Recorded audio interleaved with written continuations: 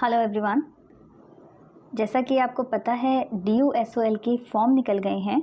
जो student regular graduation नहीं करना चाहते या किसी वजह से वो CUT का फॉर्म फिल नहीं कर पाए, वो SOL के थ्रू अपनी ग्रेजुएशन कंप्लीट कर सकते हैं। ये वीडियो SOL की इन्फॉर्मेशन और फॉर्म फिल करने के प्रोसेस के लिए बनाया गया है। इस वीडियो के थ्रू हम आपको फॉर्म फिल करने का पूरा प्रोसेस समझाएंगे। दिल्ली यूनिवर्सिटी SOL का होम पेज देख रहे हैं और इस पर एक लाइन मेंशन है, अंडर ग्रेजुएट एडमिशन 2023-24। ठीक इसके नीचे क्लिक है फॉर न्यू रजिस्ट्रेशन, यानी कि जब आप एडमिशन के लिए आगे बढ़ेंगे तो आप पहले रजिस्टर्ड करेंगे और उसके साथ में आप राइट हैंड साइड में देख पा रहे हैं कि रजिस्टर्ड यूज़र लॉगिन, यानी कि आप जब रजिस्ट्रेशन कर लेंगे उसके बाद ही आप इससे लॉगिन करेंगे। लेकिन उससे पहले कुछ इंपॉर्टेंट इंस्ट्रक्शंस हैं, उन्हें पढ़ना बहुत ज़रूरी है क्योंकि इसी के थ्रू हम फॉर्म फिल करेंगे। इनका इन शॉर्ट में समझा सकती हूँ कि पॉइंट नंबर 1 के अकॉर्डिंगली SOL जो है वो न्यू एजुकेशन पॉलिसी 2020 के गाइडलाइन को फॉलो करके एडमिशन प्रोसेस स्टार्ट कर रहे हैं। दूसरा, इसके लिए CUT की रिक्वायरमेंट नहीं है। थर्ड वन इज़ यहाँ पर कोई सीट लिमिट नहीं है। हाँ, कुछ प्रोग्राम है जैसे BA प्रोग्राम कंप्यूटर एप्लीकेशन और BA प्रोग्राम विद साइकोलॉजी, इसमें थोड़ी सीट के लिमिटेशंस हैं, लेकिन बाकी किसी कोर्स के लिए सीट लिमिटेशंस नहीं हैं। फोर्थ पॉइंट में इन्होंने बोला है कि अगस्त 31 2023 लास्ट डेट है एडमिशन के लिए। फिफ्थ पॉइंट में फॉर फीस फॉर प्रोग्राम, अगर आप जो फीस का स्ट्रक्चर है वो प्रोस्पेक्टस में देख सकते हैं, जो अभी हम फॉर्म फिल करेंगे तो आपको पता चल जाएगा। एलिजिबिलिटी ऑफर प्रोग्राम, यानी कि जो भी एलिजिबिलिटी है कोर्स की वो भी आपको इसमें मेंशन है। मैं आपको डिस्क्रिप्शन बॉक्स में उसका लिंक शेयर कर दूँगी, आप उसमें से चेक कर सकते हैं। सेवन्थ पॉइंट में इन्होंने बोला है कि BA प्रोग्राम कंप्यूटर एप्लीकेशन और BA प्रोग्राम साइकोलॉजी की सीट्स लिमिट है, इसलिए आप बाकी कोर्सेज़ के लिए एक सेपरेट फॉर्म फिल कीजिए। 8 पॉइंट में admission for undergraduate programmes के लिए इन्होंने कहा गया है कि हमने एक साइट बनाई हुई है जिसका नाम soladmission.samarth.edu.in है, इसके थ्रू ही आप अपना फॉर्म फिल कर सकते हैं। 9 पॉइंट के according the online application process will be considered completely only after the payment of admission फ़ी, यानी कि जब आप फ़ी पे कर देंगे उसी के बाद आपका एडमिशन कंफर्म माना जाएगा। उससे पहले नहीं। ये नहीं कि आपने फॉर्म फिल कर दिया लेकिन आपने फ़ी पे नहीं की है तो उस केस में आपका एडमिशन जो है कंफर्म नहीं माना जाएगा। उसका नेक्स्ट पॉइंट जो है 10th पॉइंट है, student must check their student dashboard, यानी कि एक जब आप लॉगिन ID आप रजिस्टर्ड कर लेंगे अपने आप को, उसके बाद आपका स्टूडेंट डैशबोर्ड बन जाएगा और आपको जो भी इन्फॉर्मेशन आपके एडमिशन से रिलेटेड है फ्यूचर में वो आपको वहाँ पर अवेलेबल होगी। अगर 11th पॉइंट में पेंडिंग फ़ी रिसिप्ट, यानी कि जब अगर आपने फ़ी पेमेंट किया और इन केस अगर आपका फ़ीस आपके अकाउंट से डिडक्ट हो गया अमाउंट लेकिन वहाँ रिसीव नहीं हुआ, उस केस में आप लॉगिन करेंगे एंड लॉगिन करने के बाद आप कैंसिल का बटन करेंगे और दोबारा पे नहीं करेंगे और उसको एक फ़ी रिसिप्ट मिलेगी आपको, पेंडिंग फ़ी रिसिप्ट, आप उसको जनरेट करेंगे। जब तक आप पॉइंट नंबर 10 को फॉलो नहीं करेंगे तब तक आप बैंक जा कर के रिफ़ंड के लिए क्लेम नहीं करेंगे। इसका पॉइंट नंबर 12 है। और 13 में इन्होंने आपको कुछ email ID and contact detail दिया है कि आप जब पेमेंट कर रहे हैं और कोई इशू क्रिएट हो जाए तो आप इनसे डायरेक्टली कॉन्टैक्ट कर सकते हैं। और ये IDBI, axis bank and ICICI bank का हेल्पलाइन नंबर है और जिसमें आप ऑनलाइन पेमेंट ही करेंगे। होम पेज के ये टॉप पर हम आ गए हैं जहाँ पर click here for new registration mention है। हम इस पर क्लिक करेंगे ताकि हम अपने फॉर्म का प्रोसेस जो है उसे आगे बढ़ा सकें। हमने क्लिक किया, यहाँ पर हमें कुछ इंपॉर्टेंट इंस्ट्रक्शंस नज़र आ रहे हैं जिन्हें पढ़ना बहुत ज़रूरी है। इसके अकॉर्डिंगली हमें अपना नाम वही इस्तेमाल करना है जो हमारे एजुकेशनल डॉक्यूमेंट्स में है। आपके नाम या आपका जो सरनेम लगाते हैं और उसकी स्पेलिंग वही होनी चाहिए जो आपके एजुकेशनल डॉक्यूमेंट्स में है। सेकंड पॉइंट में इन्होंने कहा है आप रजिस्टर्ड ईमेल एड्रेस के थ्रू ही जो है लॉगिन कर सकते हैं। थर्ड पॉइंट में आप अपनी ही ईमेल ID को यूज़ करिए जो कि एक्टिव हो और आपकी जो ईमेल ID आप प्रोवाइड कराएंगे वो पूरे प्रोसेस के लिए आपको काम आएगी, तो इसलिए प्लीज़ उसको सिक्योर रखें। और एप्लीकेशन जो है वो गूगल क्रोम के थ्रू जो ब्राउज़र पे आपको लिंक दिया जाएगा आप उससे लॉगिन करके एप्लीकेशन फॉर्म फिल कर सकते हैं। ये इसके कुछ इंपॉर्टेंट इंस्ट्रक्शंस थे। इसके बाद आप साथ में देख पा रहे हैं स्टूडेंट रजिस्ट्रेशन फॉर्म। इसमें एक यूज़र ID क्रिएट आपको करनी है। आप यूज़र ID में आप अपना नाम और कोई नंबर मेंशन करके इसको बना सकते हैं। दूसरा जो है, इसके बाद आपका जो है फुल नेम यानी कि आपका नाम, अगर आप सरनेम लगाते हैं उस केस में आप अपना सरनेम भी यूज़ कर सकते हैं। तो एप्लीकेंट नेम में आप अपना नाम लिखेंगे।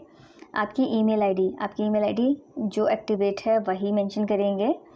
देन उसके बाद एप्लीकेशन ईमेल आईडी के बाद आपका जो है आप अपनी ईमेल आईडी को दोबारा री एंटर करेंगे। देन एक अच्छा सा स्ट्रॉन्ग पासवर्ड बनाएंगे। फिर उस पासवर्ड को आप री एंटर करेंगे ताकि वो कंफर्म हो जाए। मोबाइल नंबर, जिस मोबाइल को आप नंबर को आप यूज़ करते हैं और वो एक्टिव है, उसी फ़ोन नंबर का यूज़ करें और फ़ोन नंबर आप मेंशन करेंगे। उसके बाद आप री एंटर अपना मोबाइल नंबर करेंगे और किसी भी चीज़ को कॉपी पेस्ट ना करें, चाहे वो आपकी ईमेल आईडी हो, चाहे आपका पासवर्ड हो, चाहे वो आपका मोबाइल नंबर हो, आप उसे हर बार टाइप करें। उसके बाद आपका जो है ये वेरिफिकेशन कोड है जो आपके डिस्प्ले पे नज़र आएगा, आप उसको सेव करें। टाइप करने के बाद सेव करें और यहाँ नीचे आप ग्रीन कलर का बटन देख रहे हैं, उस पर आप जा कर के रजिस्टर करें। तो जैसे ही आप रजिस्टर करेंगे नेक्स्ट पेज आपका ओपन हो जाएगा और उसके बाद आपकी रजिस्टर्ड ईमेल आईडी पर एक वेरिफिकेशन OTP आएगा। आप उस OTP को यहाँ पर मेंशन करेंगे। उसके बाद नीचे जो आपको वेरिफिकेशन कोड दिया गया है उसको टाइप करने के बाद सबमिट कर देंगे। जैसे ही सबमिट करेंगे हम वापस से होम पेज पर आ जाएंगे और जो मैंने आपको राइट साइड में रजिस्टर्ड यूज़र लॉगिन दिखाया था वहाँ पर आप अपनी रजिस्टर्ड यूज़र नेम, आपका नाम नहीं, रजिस्टर्ड यूज़र नेम जो आपने वेरी फर्स्ट अपने नाम से भी ऊपर बनाया था उसको मेंशन करेंगे, प्लस उसके साथ अपना पासवर्ड मेंशन करेंगे और आपका जो वेरिफिकेशन कोड आपके साथ में दिया जाता है आप इसको टाइप करेंगे। जैसे आप इसे टाइप करेंगे और उसके बाद आप इसे लॉगिन करेंगे। लॉगिन करने के बाद हम दोबारा से हमें कुछ इंपॉर्टेंट इंस्ट्रक्शंस मिलेंगे जो प्रोग्राम रिलेटेड है, जो आपके एडमिशन के लिए बहुत इम्पॉर्टेंट है, जिसमें BBA प्रोग्राम जिसके बारे में इसकी एलिजिबिलिटी को बताया गया है, जिसमें आप any one language from list A, list आपको एंड में पता चलेगी कि कौन सी लिस्ट है और उसके साथ कितनी परसेंटेज रिक्वायरमेंट है, मिनिमम 45% जैसा आप देख पा रहे हैं इसमें है। सेकंड आपका जो है BMS है, BMS के लिए क्या है आपकी एलिजिबिलिटी, आप वो चेक करेंगे। Eligibility any one language from list A plus mathematics and applied method में इसमें से कुछ भी आपके पास हो। 45% एग्रीगेट जो आपका इन क्लास 12th होना चाहिए। उसके बाद आपका जो है BA ऑनर्स एंड इकोनॉमिक्स आ जाता है। इसमें सेम ऐसे ही any one language from list A mathematics pass, any 2 subject from subject out of which one should be a list B1, यानी कि अभी आप जब नीचे लिस्ट देखेंगे आपको अभी एंड में लिस्ट नज़र आएगी, उसके अकॉर्डिंगली आपको सब्जेक्ट सेलेक्ट करने हैं। यही इसकी एलिजिबिलिटी है। नेक्स्ट वन जो है इसका है BA प्रोग्राम। BA प्रोग्राम की जो एलिजिबिलिटी है, the candidate must have passed class 12th, बस इतना है। और उसके बाद जो नेक्स्ट आता है आपका BA प्रोग्राम विद साइकोलॉजी, इसके लिए जिसमें कहा गया है कि सीट्स लिमिटेड है, इसमें भी आपको बोला गया है कि the candidate must have pass class 12th और इसमें जो है admission will be on merit base, यानी कि साइकोलॉजी के लिए आपकी मेरिट बनेगी और इसके लिए नंबर ऑफ़ सीट्स जो अवेलेबल है वो है 2000।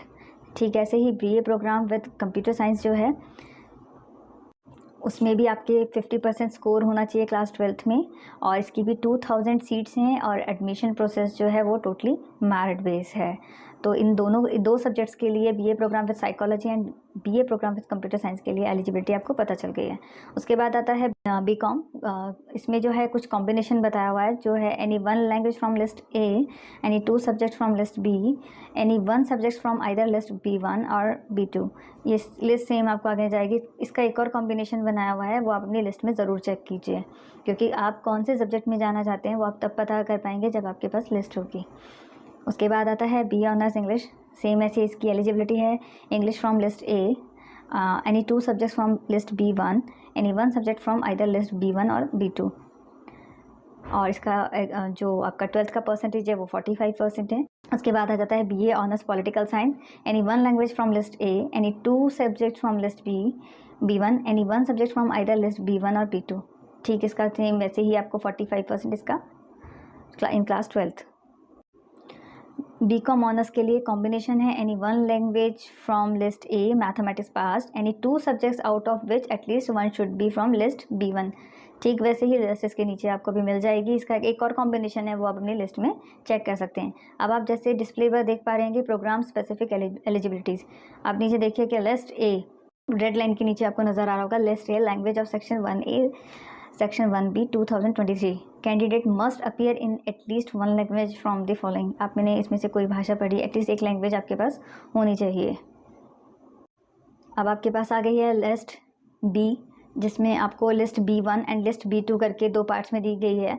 लिस्ट B1 में 18 सब्जेक्ट्स दिए गए हैं और लिस्ट B2 में 9 सब्जेक्ट्स दिए गए हैं, जिनमें से आपको सेलेक्ट करना है अपने अकॉर्डिंगली। अपनी एलिजिबिलिटी चेक कीजिए और उसमें आप सब्जेक्ट सेलेक्ट कर सकते हैं। उसके बाद लास्ट है ये प्रोग्राम फ़ी डिटेल। इसमें अलग अलग प्रोग्राम्स की अलग अलग फ़ीस है, जैसे बीकॉम के लिए बीकॉम ऑनर्स के लिए, बीकॉम के लिए, बीए ऑनर्स इंग्लिश के लिए, पॉलिटिकल साइंस, इकोनॉमिक्स, साइकोलॉजी के लिए, और आपका बिजनेस एडमिनिस्ट्रेशन के लिए, बिजनेस ऑफ मैनेजमेंट स्टडीज़ के लिए BA programme with psychology, BA programme with computer application, सबकी फ़ीस स्ट्रक्चर अलग अलग है।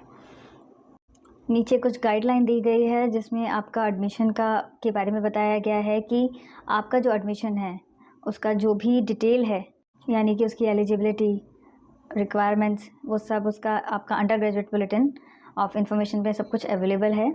और आपका जो एडमिशन है वो कंफर्म होगा आफ्टर फी सबमिशन। की सभी इन्फॉर्मेशन जो है स्टूडेंट डैशबोर्ड पर मिलेगी आपको। और अगर डेट एक्सटेंड होती है तो वो आपको उसके नोटिफिकेशन के थ्रू पता चलेगा। अभी पर एट प्रेजेंट आपकी जो डेट आपको बताई गई है वही है। एंड पेमेंट गेटवे में आपको बताया जो कि IDBI, axis bank and ICICI bank, ये हमारे इंपॉर्टेंट पॉइंट्स हैं जिनके थ्रू हम आके अपना फॉर्म फिल करेंगे। ये हमारा पूरा पेज हो गया है। इसमें आप नीचे देख पा रहे हैं कि एक बॉक्स है जिसमें I have read the important information, यानी कि मैंने सभी इम्पॉर्टेंट इन्फॉर्मेशन को रीड किया है। आप इस पर टिक करेंगे। जैसे आप इसको सबमिट करते हैं आपका एक पेज ओपन हो जाता है जिस पे पर्सनल इन्फॉर्मेशन है। पर्सनल इन्फॉर्मेशन में फर्स्ट नेम आपको अपना लिखना है, वही आप मिडिल नेम यूज़ नहीं करते हैं तो आपको मिडिल नेम यूज़ नहीं करना है। आप सर नेम नहीं लगाते तो आपको लास्ट नेम यूज़ करने की ज़रूरत नहीं है। आपको नेम वही यूज़ करना है जो आपके डॉक्यूमेंट्स में होता है। उसके बाद आपका डेट ऑफ बर्थ दिया हुआ है और आप इसमें अपना डेट ऑफ बर्थ सही मेंशन कीजिए। इसको सेलेक्ट करने के बाद आपने अपना डेट ऑफ बर्थ सेलेक्ट किया, उसके बाद आपका जेंडर आ जाता है। जेंडर में आप मेल फीमेल जो भी फिल करना चाहते हो फिल कीजिए। मदर नेम में आप अपनी मम्मी का नाम लिखिए, मम्मी का नाम भी वही लिखिए जो आपके डॉक्यूमेंट्स में है। आप अपने फादर का नेम मेंशन कीजिए, अगर फादर सरनेम लगाते हैं तो ही आप मेंशन करना। उसके बाद सबसे इम्पॉर्टेंट आता है हमारा category, unreserved, SC ST OBC creamy, OBC non creamy, EWS, ये आपको कैटेगरीज दी गई है। आप इसमें जिस भी कैटेगरी में आते हैं आप उसमें फिल कीजिए। जैसे मैंने अनरिजर्व किया। आपका ब्लड ग्रुप जो आपको पता हो वो उसके अकॉर्डिंगली आप फिल कर दीजिए। जब आप इसको सेलेक्ट कर लेते हैं उसके बाद एक ये मैरिटल स्टेटस मांगता है, इसमें आप नो कर दीजिए। ये इसलिए मांगा गया है कि कुछ लोग बहुत लेट अपनी एजुकेशन को पूरा करते हैं तो वो लोग भी अपना उसके अकॉर्डिंगली फिल कर सकें, तो आप सिंगल कर दीजिए। उसके बाद नेक्स्ट आता है पर्सन विद डिसेबिलिटी। इसको समझना बहुत ज़रूरी है क्योंकि इसमें येस और नो का ऑप्शन है। जो लोग डिसेबल हैं उनके लिए अगर वो येस करते हैं तो बाकी की नई टेबल ओपन हो जाएगी जिसमें आप फिज़िकली हैंडीकैप यानी कि ऑर्थो वाला, इसमें 4 बेसिकली बताए गए हैं क्योंकि सभी कैटेगरीज को इनमें 4 में डिवाइड किया हुआ है। तो इसमें से आप अपनी कैटेगरी को सेलेक्ट कर लीजिए। जैसे आप इसे सेलेक्ट करेंगे तो इसमें नीचे आपकी परसेंटेज पूछेगा जो आपके डिसेबिलिटी सर्टिफिकेट में मेंशन होती है। इसको आप येस अगर करते हैं तो उस केस में ये कर सकते हैं, और जो लोग नहीं हैं वो नो कर दीजिए और आगे अपना फॉर्म को फिल कीजिए। डिसेबिलिटी एप्लीकेबल के बाद आपका मोबाइल नंबर आता है, आप अपना मोबाइल नंबर मेंशन कीजिए। उसके बाद आपका अगर कोई और नंबर आप मेंशन करना चाहते हैं तो वो कीजिए। ईमेल आईडी आप अपनी मेंशन कीजिए, अगर कोई दूसरी ईमेल आईडी भी आप देना चाहते हैं तो आप वो कीजिए। उसके बाद want to apply for what quote, आप किसी कोटा में हैं तो आप येस नो आप वो देख लीजिए आपका है या नहीं है। Nationality India. उसके बाद नेक्स्ट जो आता है वो आता है हमारा एड्रेस में आप अपना घर का नंबर, आपकी लोकेलिटी, आपकी सिटी, जिस भी सिटी में मतलब जो भी फिल करना चाहते हैं वो आप फिल कर सकते हैं। उसके बाद आपका जो एरिया पिन कोड है वो बिल्कुल ठीक फिल कीजिए। जो भी आपका कोड लगता है आप उसको फिल करके आगे नेक्स्ट आपका स्टेट कौन सा है वो आप देखिए कि दिल्ली है या कोई NCR है या कहीं का भी है, उसको फॉर्म फिल कीजिए। उसके बाद do you non resident of India, तो इसको नो करेंगे। अपना फॉर्म फिल होने के बाद आपका जो है एक बैंक डिटेल ओपन होता है जिसमें आप अपना बैंक की इंफॉर्मेशन मेंशन करेंगे। अकाउंट होल्डर नेम, यानी कि अगर ये आपका अकाउंट नहीं है, आपके पेरेंट यानी मदर या फादर का है तो आप इसमें उनका अकाउंट होल्डर नेम में उन्हीं का नाम डालेंगे, अपना नहीं डालेंगे। अगर आपका खुद का अकाउंट है तो फिर आपका नाम डलेगा। देन उसके बाद जो है अकाउंट नंबर, अकाउंट नेम के बाद अकाउंट नंबर, उसके बाद कौन सा बैंक है, यानी कि एक्सिस बैंक है, SBI बैंक है, PNB है, जिस भी बैंक में आपका अकाउंट है उसका नाम मेंशन करेंगे। सबसे इंपॉर्टेंट होता है IFSC कोड, वो मेंशन करेंगे क्योंकि उसके बिना ट्रांजैक्शन पॉसिबल नहीं हो पाता है। तो इतना आप इतना जो है फिल करेंगे। ये नेक्स्ट पॉइंट आ गया है इनकम एंड फाइनेंशियल असिस्टेंस। इसमें आपकी फैमिली इनकम आपको बतानी है, तो आप इसमें फैमिली इनकम मेंशन कर सकते हैं। जितनी भी आपकी फैमिली की इनकम है उसके अकॉर्डिंगली आप इसे फिल कर सकते हैं। फिर आपका एम्प्लॉयमेंट स्टेटस क्या है, वही मैंने आपको बताया कि कुछ लोग अपनी स्टडीज़ को लीड करते हैं तो वो लोग भी फॉर्म फिल कर सकते हैं। तो आप इसमें स्टूडेंट हैं तो मतलब अनएम्प्लॉयमेंट है तो आप उसको वो कर सकते हैं। आप डिफेंस एम्प्लॉई हैं तो ऑब्वियसली अब अभी आप 12th करके निकले होंगे तो आप इसे नो कर देंगे। अगर आपके पास BPL कार्ड है तो ही आप यस करें, अगर आपके पास BPL कार्ड नहीं है तो आप इसे नो कर दीजिए। फ़ी कंसेशन अगर आप चाहते हैं तो आप इसमें यस और नो अपने अकॉर्डिंगली अपने इनकम के अकॉर्डिंग कर सकते हैं। नीड फाइनेंशियल असिस्टेंस वो तब मिलेगी जब आप BPL में आते होंगे। फाइनेंशियल असिस्टेंट कैटेगरी आपकी कौन सी कैटेगरी में आप फाइनेंशियल बेनिफिट चाहते हैं, कोई किस लिए चाहते हैं, तो उसकी आपको उसके अकॉर्डिंग ही फिल करना है। तो मैंने सबको नो किया है तो मेरे लिए ये भी बाकी की विंडो क्लोज हो गई है। उसके बाद मिसलेनियस डिटेल्स है जिसमें आप कंप्यूटर नॉलेज जानते हैं, आप येस और नो अपने अकॉर्डिंग कर सकते हैं कि आप जानते हैं या नहीं जानते हैं। ठीक ऐसे ही आपने यूज़ ऑफ इंटरनेट, हम सब फ़ोन यूज़ करते हैं तो यूज़ ऑफ इंटरनेट तो ऑब्वियसली हम सब करते ही हैं। कंप्यूटर एट होम, वो आप देखिए आपके घर में कंप्यूटर या लैपटॉप की फैसिलिटी है या नहीं, आप उसे येस और नो करेंगे। कोर्स स्ट्रीम यानी कि आप कौन से कोर्स स्ट्रीम में जाना चाहते हैं या करा है आपका जो है, तो उसमें आप जैसे मैं आर्ट्स मेंशन कर रही हूँ। उसके बाद जो है नेक्स्ट पॉइंट है कि आप जो अपना स्टडी मटेरियल है उसकी सॉफ्ट कॉपी चाहते हैं या हार्ड कॉपी चाहते हैं। आप सब हार्ड कॉपी कीजिए ताकि आपको वो बुक फॉर्म में मिल जाए। अगर आपने सॉफ्ट कॉपी किया तो आपको वो ईमेल आईडी के थ्रू स्टडी मटेरियल भेज देंगे। इसका लास्ट पॉइंट है अवेल बुक बैंक फैसिलिटी, आप चाहते हैं येस कीजिए। उसके बाद आप इसे सबमिट करेंगे। जैसे ही आप सबमिट करते हैं आपका पेज ओपन हो जाता है। जितनी भी डिटेल अभी आपने फिल की है वो सारी आपको नज़र आएगी और उसको आप चेक कर सकते हैं कि किसी डिटेल में आपको कोई इशू नहीं है या कोई ऐसी चीज़ जो आपसे छूट गई है किसी वजह से, आप दोबारा से फिल करना चाहते हैं, करेक्ट करना चाहते हैं, तो इसको एक बार अच्छे से आप रीड कर लीजिए। आपका एड्रेस भी, आपका ईमेल आईडी भी, आपका कॉन्टैक्ट नंबर भी, या कोई भी चीज़ जिसमें आप एडिट करना चाहते हैं तो नीचे आपको एक ऑप्शन मिलेगा जिसमें एडिट है, आप एडिट कर सकते हैं। हम नेक्स्ट पेज पर आ गए हैं। नेक्स्ट पेज जो है वो हमारा एकेडमिक्स का है, जिसमें हमें पूछा गया है कि क्लास 12 बोर्ड डिटेल आप दीजिए, जिसमें मैंने डाला CBSE। आप सब CBSE के बच्चे हैं, आप अपना रोल नंबर डालिए। अगर कोई CBSE का नहीं है तो वो अदर में भी डाल सकता है क्योंकि इसमें CBSE का ऑप्शन है, तो मैंने CBSE मेंशन कर दिया है। उसके बाद रोल नंबर के बाद आप कौन सी ईयर के पास आउट हैं आप मेंशन कीजिए, जो भी आपका 22, 21, 23 जो भी है उसको सबमिट कर दीजिए। जैसे ही आप इसको सबमिट करेंगे आपका नेक्स्ट पेज ओपन हो जाएगा जिसमें आपका एग्जामिनेशन डिटेल आएगा। उसमें बोर्ड नेम आएगा जिसमें आप अपना बोर्ड CBSE सेलेक्ट कर सकते हैं। जैसे मैंने central board of secondary education को सेलेक्ट किया है। उसके बाद आपका रिज़ल्ट स्टेटस पूछ रहा है कि आपका रिज़ल्ट स्टेटस क्या है, क्योंकि रिज़ल्ट आ चुका है तो आप इसमें अपना पास्ट मेंशन करेंगे। उसके बाद आपका बोर्ड का जो रोल नंबर है जो आप अभी फिल करके आए हैं उसे फिल कर दीजिए। पासिंग ईयर सेम वही आपका जो भी है उसको फिल कर दीजिए। स्कूल कोड आप मेंशन करेंगे, ये स्कूल कोड आपकी रोल नंबर पे भी मेंशन होकर के आया होगा, आप उसमें से अपना स्कूल कोड डाल सकते हैं। ठीक ऐसे ही आपने जब एग्ज़ाम दिया था तो उसका एक सेंटर कोड था, आपको सेंटर कोड भी इसमें मेंशन करना है।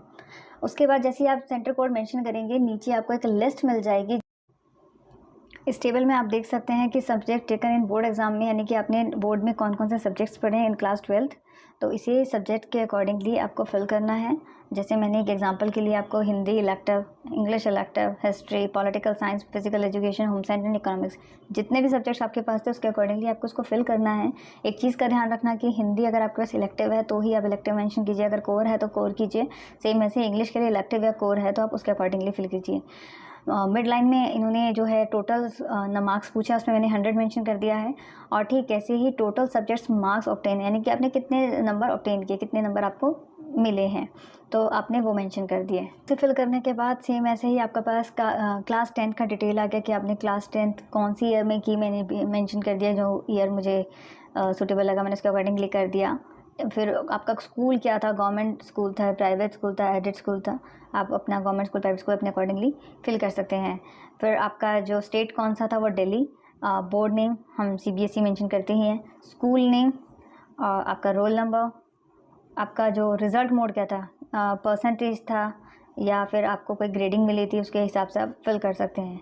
जैसे ही आप परसेंटेज करेंगे तो वो आपसे मैक्सिमम मार्क्स मांगेगा, वो आप मेंशन कर दीजिए आपने कितने ऑब्टेन किए। जैसे ही आप ऑब्टेन मार्क्स डालेंगे वो परसेंटेज ऑटोमेटिकली क्रिएट कर देगा। तो आपको अपनी एडिशनल डिटेल में आपने जो स्कूल लास्ट था आपका वो उसका नाम लिखना है, और स्कूल की क्या लोकेशन थी, आपका कौन सा मीडियम था, आप हिंदी मीडियम में थे, इंग्लिश मीडियम में थे, वो फिल करना है।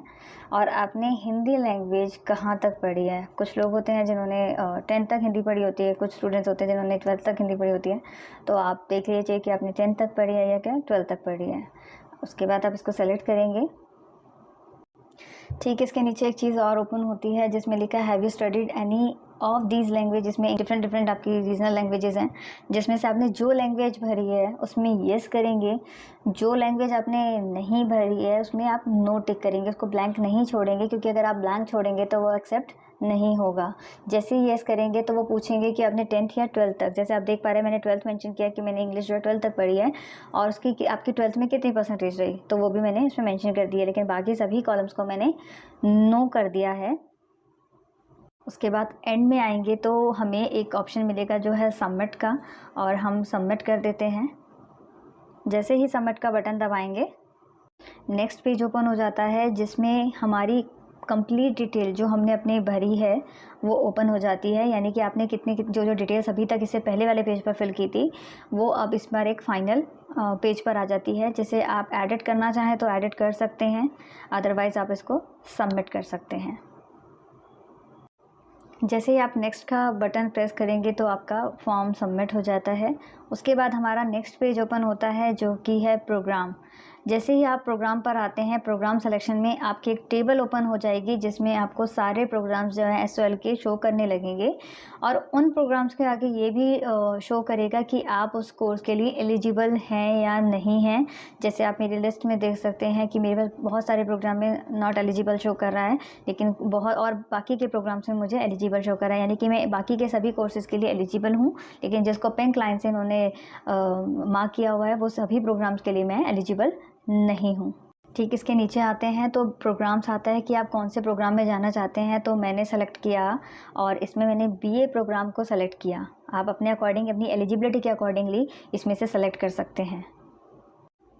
उसके नीचे आप एक प्रोग्राम्स जैसे मैंने सेलेक्ट किया तो उसमें मेजर डिसिप्लिन यानी कि मेरा मेन सब्जेक्ट क्या होना चाहिए, तो ये बहुत आपको सेलेक्ट करके रखना है, पहले सोच के रखना है कि किन सब्जेक्ट्स को जो है मेरे मेजर सब्जेक्ट्स रहेंगे, क्योंकि माइनर सब्जेक्ट में आगे जाकर के चेंजेस हो सकते हैं, लेकिन मेजर सब्जेक्ट जो आपको मेजर डिसिप्लिन है वो आपका आप सोच लीजिए कि किस सब्जेक्ट में आपका सबसे ज़्यादा इंटरेस्ट है।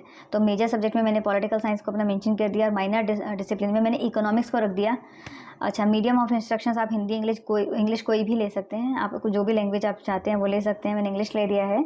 उसके बाद हमारा जो है रीज़न कोड फॉर एडमिशन, यानी कि मैं कौन से रीजन में जाना चाहती हूँ। आप ईस्ट में रहते हैं, आप नॉर्थ में रहते हैं, आप साउथ में रहते हैं, आप वेस्ट में रहते हैं, वो अपने अकॉर्डिंगली आप कर सकते हो। जैसे मैंने वेस्ट रीजन को सेलेक्ट कर दिया है, तो इसको वेस्ट को सेलेक्ट करने के बाद नीचे आपको एक ब्लू कलर की जो लाइन पे आपका जो है सबमिशन है, जिसे आप सेव कर सकते हैं, और इससे आप अपने नेक्स्ट पेज पर जाएंगे। यहाँ हमारा नेक्स्ट पेज ओपन हो गया है। तो ये हमारी कोर्स डिटेल है, जो मैंने कोर्स इससे पहले वाले पेज पर सेलेक्ट किया था, वो सारे के सारे कोर्सेज़ की जो डिटेल है वो यहाँ पर शो करने लग जाएगी। जैसे मैंने पॉलिटिकल किया था तो मुझे इसमें से सेलेक्ट करना है कि मुझे पॉलिटिकल साइंस लेना है, यानी कि मेजर डिसिप्लिन क्या है मेरा, पॉलिटिकल साइंस है। माइनर डिसिप्लिन में अब हमें क्या है, इसमें अपने सब्जेक्ट्स को सेलेक्ट करना है, ये बहुत इंपॉर्टेंट है। जैसे मैंने फर्स्ट पेज पर अपना मेजर डिसिप्लिन जो था वो पॉलिटिकल साइंस को चुना था, तो मुझे जो ऑप्शंस मिलेंगे वो उसी अकॉर्डिंग मिलेंगे जो मैंने फर्स्ट पेज पे सेलेक्ट किया था, उसके अकॉर्डिंगली मुझे यहाँ पर ऑप्शंस मिलेंगे। तो मैंने माइनर डिसिप्लिन में पॉलिटिकल साइंस को ले लिया है, माइनर डिसिप्लिन 2 में जो है इकोनॉमिक्स को ले लिया है, जनरल इलेक्टिव में मैंने हिंदी भाषा और साहित्य को ले लिया है, एबिलिटी इन्हेंसमेंट में मैंने जो है एनवायरनमेंट साइंस को ले लिया है, स्किल के लिए मैंने हिंदी रंगमंच को ले लिया है, वैल्यू एडिशन कोर्स जो है उसमें मैंने पॉलिटिकल साइंस, इसमें अलग अलग जो है उसकी डिटेल्स हैं, आप वो चेक कीजिए। लेकिन आप सेलेक्ट वो कीजिए जो आप पढ़ना चाहते हैं, वो सब्जेक्ट जिसमें आपका इंटरेस्ट है, वो सब्जेक्ट जिसे आप बहुत अच्छे से कर सकते हैं, आप उनको सेलेक्ट कीजिए। तो ये आपका जो है सेमेस्टर 1 की डिटेल्स हैं, जिसे आप सेमेस्टर 1 में पढ़ेंगे। तो ये BA प्रोग्राम के लिए जो मेरे पॉलिटिकल सब्जेक्ट्स के अकॉर्डिंगली ये टेबल सेलेक्ट हुआ है। अब इसको सेलेक्ट करने के बाद आप नीचे देखेंगे सेमेस्टर 1 की तरह सेमेस्टर 2 में भी कोर्स सिलेक्शन का ऑप्शन अवेलेबल है। इसमें आप जब ओपन करेंगे तो जो सब्जेक्ट आपने ऊपर सेमेस्टर 1 में सेलेक्ट किए हैं उससे अलग आपको सब्जेक्ट सेलेक्ट करने पड़ेंगे। उसका दूसरा पार्ट समझ लीजिए आप की तरीके से आपको करना पड़ेगा। इसलिए मैं बोल रही हूँ कि आप जब भी अपना मेजर डिसिप्लिन सेलेक्ट करें तो वो सब्जेक्ट सेलेक्ट करें जिसमें आपका सबसे ज़्यादा इंटरेस्ट हो। तो जब आप इस पर इसको मेंशन करते हैं तो जब आप क्लिक करेंगे, टिक करके चेक करेंगे तो आपको वही सब्जेक्ट मिलेंगे जो आपने ऊपर सेलेक्ट नहीं किए होंगे। अगर आप उन्हें दोबारा से सेलेक्ट करते हैं तो वो एरर शो करेगा। तो जो सब्जेक्ट्स बाकी बच गए यानी कि ऊपर 7 सब्जेक्ट्स का पार्ट नहीं रहे हैं उनके अलावा के ही सब्जेक्ट्स जो है आप सेलेक्ट कर सकते हैं। जैसे मैं आपको करके दिखा रही हूँ, आप डुप्लीकेट सिलेक्शन हो रहा है यानी कि आप फर्स्ट सेमेस्टर में इसको सेलेक्ट कर चुके हैं तो आप उसे सेकंड सेमेस्टर में सेलेक्ट नहीं करेंगे। तो आप उसके लिए अलग जो है सब्जेक्ट सेलेक्ट करके आप इसको सबमिट कर सकते हैं। जैसे मैंने अभी इसमें सेलेक्ट किया और अब मैं सबमिट कर रही हूँ तो ये सबमिट हो गया। जैसे ही मैं सबमिट करती हूँ इसमें पूरा डिटेल जो मैंने फर्स्ट पेज पे फिल किया था यानी कि इससे प्रीवियस पेज पे मैंने फिल किया था 14, ये सभी के सभी सेमेस्टर वाइज जो हैं सब्जेक्ट्स आ गए हैं। आप देख सकते हो कि सेमेस्टर 1 और 2 के अकॉर्डिंगली इसकी टर्म यूज़ किया हुआ है कि कौन से टर्म में आपका सब्जेक्ट आएगा। इतना होने के बाद अगर आप इसमें कोई एडिट करना चाहते हैं तो आप एडिट कर सकते हैं। और अगर आपको लगता है कि आपने जो सेलेक्ट किया वो आपके लिए सब सही है तो उसके बाद आप नेक्स्ट पर जाएंगे। जैसे ही आपने उसको सबमिट किया फाइनल सबमिशन हो गया आपका। एंड उसके बाद आपका नेक्स्ट पेज ओपन होता है। ये है आपके डॉक्यूमेंट्स, आपकी फ़ोटोग्राफ्स का पेज है जिस पे आप एक दो चीज़ें हैं बहुत इंपॉर्टेंट, उसको प्लीज़ तैयार रखिए। जब भी आप कैफ़े पे जाते हैं या खुद से फॉर्म फिल करते हैं तो आपके पास एटलीस्ट आपके डॉक्यूमेंट्स सही फॉर्मेट में तैयार होने चाहिए। जैसे कि आपका जो फ़ोटोग्राफ है उसका जो साइज़ है वो 10 KB 200 KB होना चाहिए यानी कि आपके फ़ोटो हो या आपका कोई डॉक्यूमेंट हो। और बाकी की आपके सभी डॉक्यूमेंट्स जो हैं वो JPEG या PDF फॉर्म में हो सकते हैं। यानी कि जो आपकी फ़ोटोग्राफ होती है मोस्टली आपकी JPG या JPEG फॉर्मेट में ही होती है। और बाकी के डॉक्यूमेंट आप PDF में भी कर सकते हैं। लेकिन जब भी आप कैफ़े जाएँ या खुद से डॉक्यूमेंट मतलब अपना फॉर्म फिल करें तो डॉक्यूमेंट्स जो हैं आप पहले से प्रिपेयर रखिए ताकि आप जब फॉर्म फिल कर रहे हो तो आपको रुकना ना पड़े। ये पेज आप देख सकते हैं, ये मैंने इसमें पासपोर्ट साइज़ फ़ोटोज़ हैं, इसमें मैं सेलेक्ट करती हूँ। अभी मैं इसमें आपको अपलोड करके दिखा देती हूँ कि कैसे अपलोड होगा। सेलेक्ट किया और इसको स्टार्ट अपलोड पे डाल दिया। आपको फ़ाइल सेलेक्ट करनी है, मैंने अपने डेस्कटॉप पे डाला हुआ है तो मैंने वहाँ से सेलेक्ट कर लिया। ठीक ऐसे ही मैं दोबारा अपना सिग्नेचर अपलोड कर रही हूँ। सिग्नेचर को मैंने सेलेक्ट किया और स्टार्ट अपलोड किया। आपको हर बार अपना हर डॉक्यूमेंट डाल के स्टार्ट अपलोड करना पड़ेगा। ठीक है, ऐसे मैं 10th की मार्कशीट को मैंने PDF फॉर्म में किया है। आप चाहो तो सेम JPG फाइल यानी कि फ़ोटो क्लिक करके भी अपलोड कर सकते हैं। मैंने अपलोड किया, स्टार्ट अपलोड करा और ये आपको PDF फॉर्म में नज़र आने लग जाएगा।